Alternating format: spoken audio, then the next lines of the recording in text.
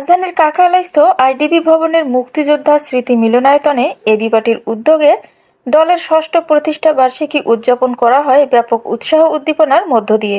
পার্টির ষষ্ঠ বর্ষে পদার্পণ উপলক্ষে আয়োজিত এ অনুষ্ঠানে পার্টির chairman Mujibur Rahman Manju, senior vice chairman professor doctor Wahab Minar, সাধারণ সম্পাদক ব্যারিস্টার আসাদুজ্জামান ফুয়াদ, এনসিপির মুখপাত্র আসিফ মাহমুদ সহ জাতীয় পর্যায়ের নেতৃবৃন্দ উপস্থিত ছিলেন।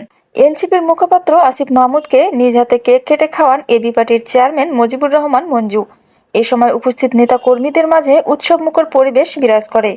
ব্যাপক উৎসাহ উদ্দীপনার মধ্য দিয়ে এবি পার্টির ষষ্ঠ প্রতিষ্ঠা বার্ষিকীর দিনটি উদযাপন করা হয়। এ সময় ৬ বছরের পথ চলায় যারা অবদান রেখেছেন তাদের প্রতি কৃতজ্ঞতা প্রকাশ করে দলটির উচ্চ পর্যায়ের নেতৃবৃন্দ।